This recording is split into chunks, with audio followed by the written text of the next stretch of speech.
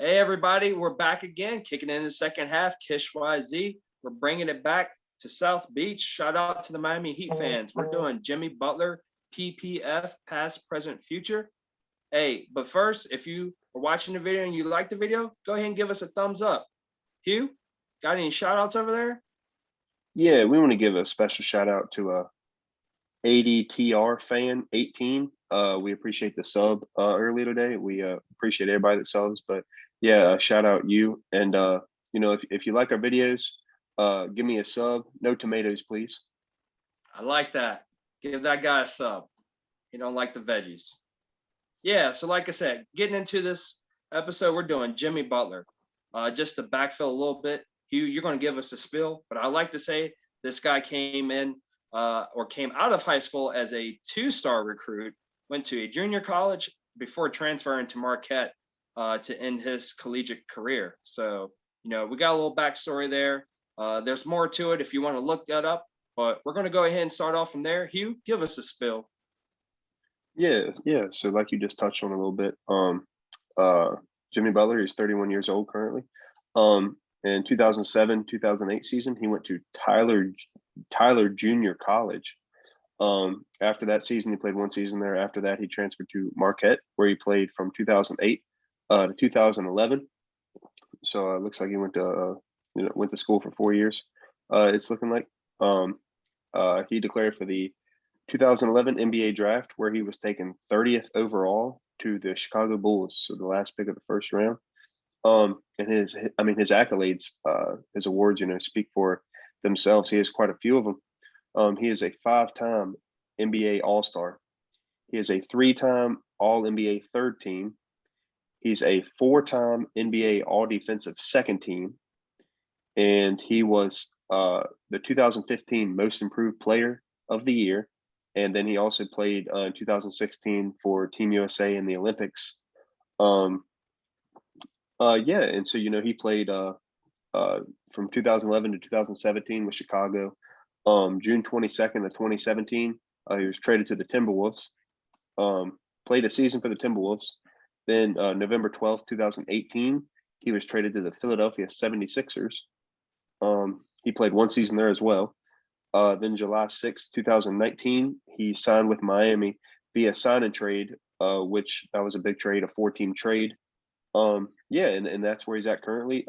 Last season, his first season in South Beach, and he made his first NBA Finals appearance with Bam Adebayo, the guy we just did the other PPF about. And then I just have his statistics for this year. At this point, he's averaging 21.4 points per game, 7.4 rebounds a game, 7.3 assists, 0.4 3-pointers made, 2 steals, and 0.4 blocks a game. Hugh, I was looking something up. Did you know that Jimmy Butler and Bam Adebayo are the only pair of teammates to, in multiple games, both have a triple-double? I did. You did? I found that out when I was researching. Yeah, that's crazy, bro. That's crazy. That's a good pairing there. Yeah, for real, man. They mesh perfect together. Jimmy Butler meshes with that whole team well, in my opinion. I want to touch back on some of what you mentioned about his past and his travels along the NBA as far as the teams he's played on. When he left Chicago, I think 2017, apparently it was because of him with the younger players. He was criticizing, I guess their work ethic and how much they wanted to win, telling the front office he actually got fined, but then wound up getting traded that offseason, the following offseason. So the offseason of 2017.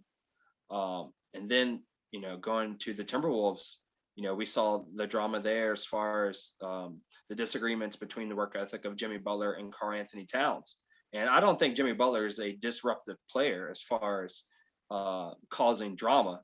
I think he's just the type of player that demands greatness out of players. And if he sees that this player has so much potential of being greater than what he is, then he's going to call him out. And, I don't know if you remember hearing about that report, the Timberwolves practice. Well, Jimmy Butler went to the bench squad where all the other starters were still in the A squad, and they played each other and he won. You remember hearing about that? Yeah, I remember reading that article. Yeah, he's basically like being like Kobe in that aspect of criticizing his teammates, calling them soft. and then that wound up, being leading to a trade for him to go to Philadelphia the following season. So he basically played just one whole season with the Timberwolves. And also a fun fact, I think I had mentioned the other podcast the other day that was the only time the Timberwolves has made the playoffs lately since Kevin Garnett back in I think '05 maybe 03 '05. So basically like over 10 years. And since he's left, they haven't made the playoffs. And then we see where they're at this year. They're at the bottom of the Western Conference. But yeah, and then he went to Philly, like you said, played the majority of the season there and before signing with the Heat and a 14 trade, signing trade. But yeah, this guy just commands and demands greatness on the court. In my opinion, he's always been known for his defense. Like you said, he's an all-time defender. Obviously a multiple all-star, but the defense is what stands out. And I want to say goes underappreciated and underrated how great of a defender he is, because when we talk about two-way players, what are one of the names that you think about when you hear one of the best two-way players in the league? Jimmy Butler. Well, typically, yeah. I mean, it should be Jimmy Butler, but you talking typically about you Kawhi? hear, yeah, it's Kawhi, and followed by Paul George, PG. Don't get me wrong; those guys can guard the perimeter, but Jimmy Butler, in my opinion, is right up there. If you can't get one of those guys, you want Jimmy Butler. I mean, I don't understand why he's not mentioned as much. Maybe because he's a shorter guy than them. I think he's listed at 6'6", but still, I would want him as a guard, guarding other guards in the perimeter. I mean, this guy is lockdown defense. And when you talk about the versatility of this guy, I know people look at him like, oh, you're overrated as far as what you do in the league and how people talk about you or how far you've made it as far as, leading the Heat to the finals last year. I see Jimmy Butler as that type of player I had mentioned before, that he knows when to turn it on and turn it off in a way where it doesn't affect the team as far as winning. Like he knows winning situations. Like if I need to go out and do X amount of stuff as far as, he gets a triple double during the game because he's really carrying a huge load to get that win, or he's just backing up because, he understands the growth potential of a Tyler Hero, a Kendrick Nunn, or Duncan Robinson, especially Bam there. Then he backs up, but the Heat still prevail in getting the wins and making it down the stretch. We didn't see, most of us didn't see this coming unless you were a big time Heat fan last year when they made it to the finals and eliminating the Bucks. I mean, it's kind of like a shocker. Like, oh, why weren't we talking about the Bucks all season long? It's because obviously Giannis was defending MVP and he won it for a second year in a row. And then you talk about some of the other teams in Philadelphia and what they have going on there. But yeah, don't discredit the Miami Heat. I know a lot of people saw them bringing in Jimmy Butler as, okay, well, that was an okay move.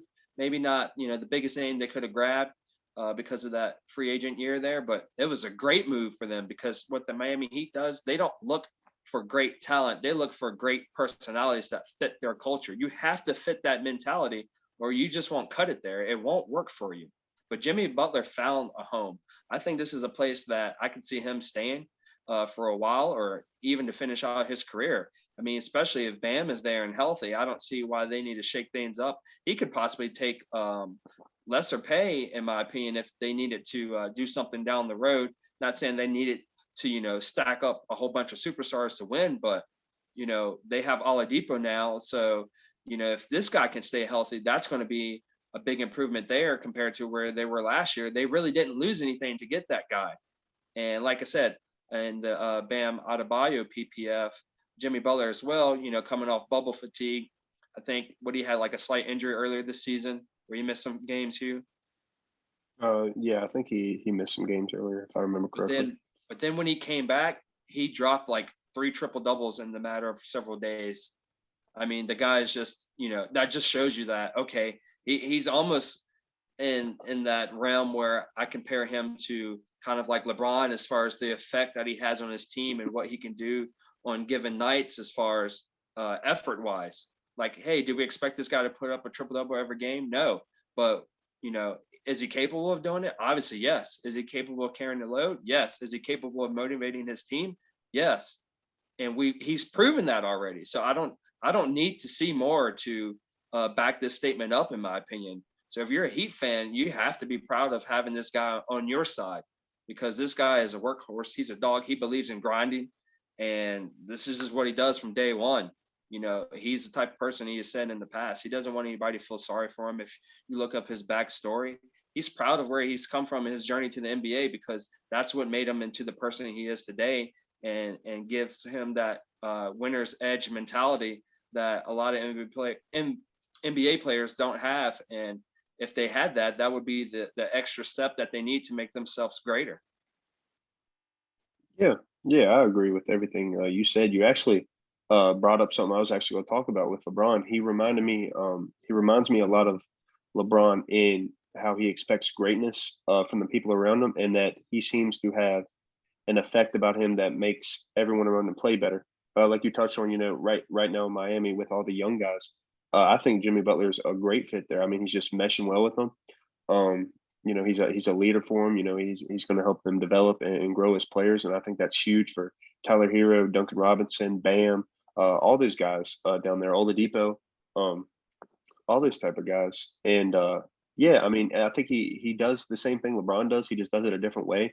You don't hear headlines of LeBron calling his teammates soft and stuff like that. But I mean, he expects greatness. And I mean, if you want to be a winner, if you want to be on a winning team, if you want to get that winning culture, I mean, that's what you got to do.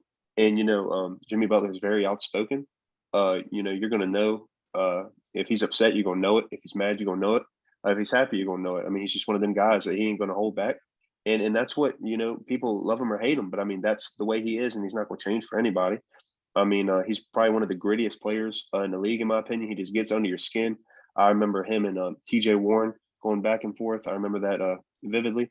Just them going back and forth, back and forth. But I mean, he's one of them guys. I mean, um, he's going to get under your skin, and he's going to do everything he can to affect you in a game. If he knows he can get under your skin, and where you're like, oh, I want to beat him. You can start shooting up all these shots you shouldn't be shooting, just to prove a point. He's going to do whatever he can to get under your skin. And yeah, like you touched on, an amazing defender already. So I mean, yeah, and the way he can get under your skin like that, I mean, he just a total package. He can score when he needs to. He, like you said, he can sit back and get rebounds, get assists, put up triple doubles when he needs to. Not all the time, but yeah, when he needs to. But I just think he's a great fit in Miami. He fits their culture down there, like you touched on.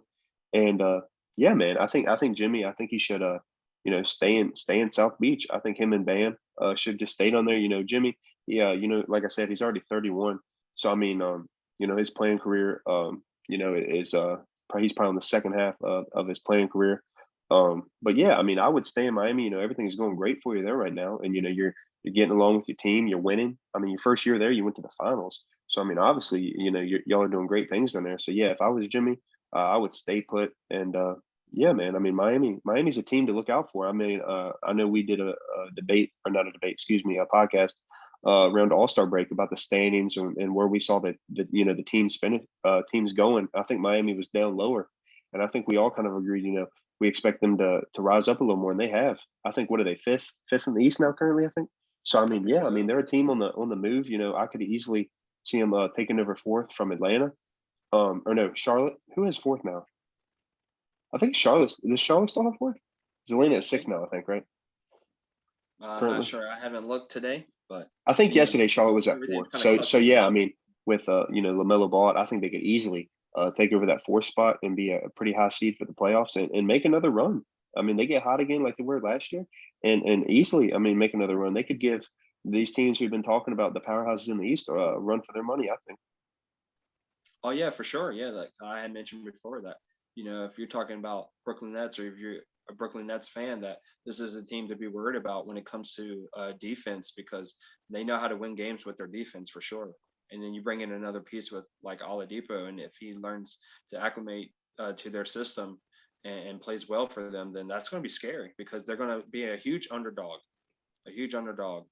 Um, you see Jimmy Butler potentially winning a championship before his career is said and done. If he stays in Miami, yeah, honestly, I could. I mean, we saw last year. I mean, no one expected him to, and they went all the way to the finals, taking out Milwaukee and the MVP and Giannis. So I mean, um, I don't know about this season. I mean, just like I touched on, I mean, the Nets are my favorite in the East this season currently. But I mean, there's a lot of good teams in the East, a lot of talent. But yeah, I mean, I think that would be his best bet if he wanted to win a chip. I think would be staying down there. You know, you got Oladipo without having to give up much. I mean, that's just gonna make the team better. Oladipo is an elite scorer, elite shooter, in my opinion. So I mean, yeah, I mean, I would stick around there. I could see, yeah, them definitely, or I expect them to make the playoffs every year. To be honest with you, in the East, how there's, West seems a lot more talent stacked in the East. I think you can, have a little better luck making the playoffs and stuff like that, being a good team like Miami is. So yeah, I mean, I could easily see them making the playoffs every year. While they still got that core guys, and I could see them winning the championship. I love to see it. I think when I think of players that I think deserve it, uh, Jimmy Butler had to be in my top five. I mean, the dude's been in the league a long time. He has all the awards you want. Well, no MVP, of course, but I mean, all these major awards, and he's just missing that championship. So yeah, I mean, I would love to see him do it, and I think they could get it done. Yeah, I see his projection as definitely uh, some more All Star team appearances. I see him definitely potentially winning a championship, especially if he stays down there in Miami. And just to end his career, I actually see Miami retiring his jersey number. I can see that hanging up in the rafters, sorry, because of what he would bring to the team and to the culture. He's like, a great replacement. Like, who else better to bring in after Dwayne Wade than Jimmy Butler himself? So, bringing that attitude and keeping that heat culture going. Yeah, I think that's going to be deserving when it's all said and done. Years down the road, with him staying down there, that it'll be worthy for Pat Riley to put his jersey in the rafters there. Yeah, Hugh, we're about to, I guess, wrap this thing up. You got any last words? I mean, just I'll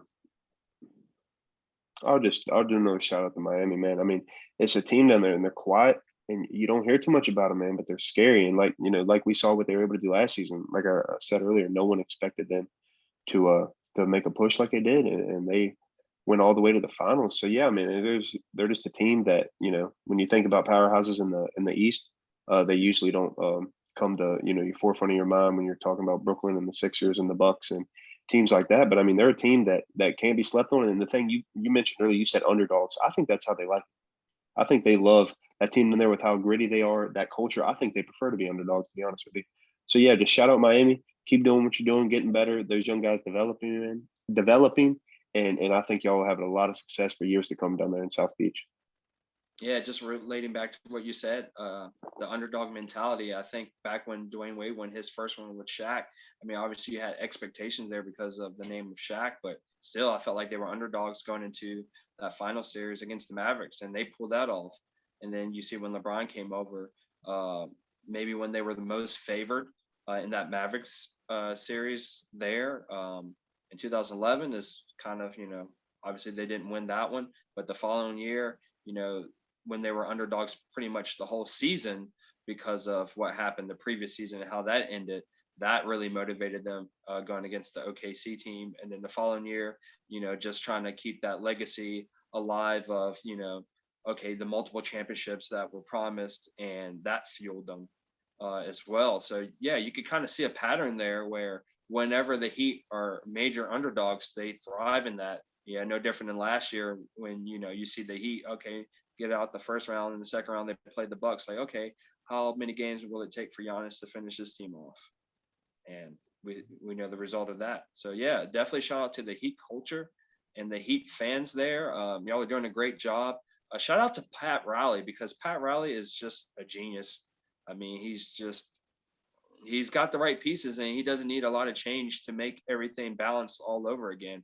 It's nothing, um, you know, easy about doing hard resets, and he really hadn't had to do one. He's retained the coach Eric Spoelstra. Shout out to him as well because he's holding it down even with LeBron leaving.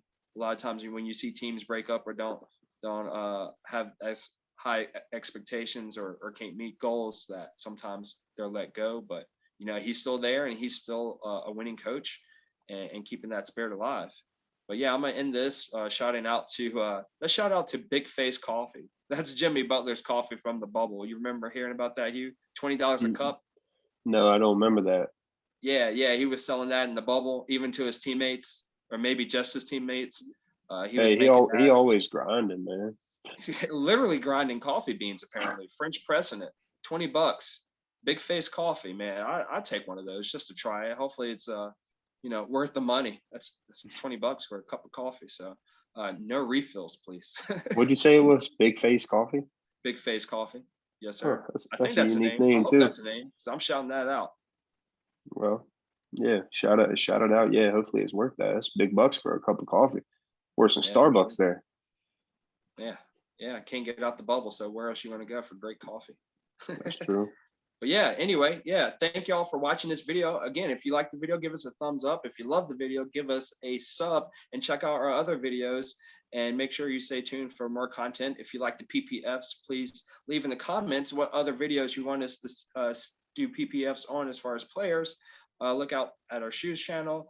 Obviously, our podcast. You can also listen to the podcast if you want the audio only versions of the YouTube video on anchor.fm, Google Podcasts, Pocket Cast, and we're on Spotify under Kish YZ, the same as the YouTube channel here. And also, if you want to hit us up, you can look for us on Instagram and Twitter under Kish YZ. That's KISH_YZ. Hugh, I guess that just wraps it up. Are you good, buddy? Yeah, I'm good. All right, everybody, thank you once again. Peace and love. We'll see you next time.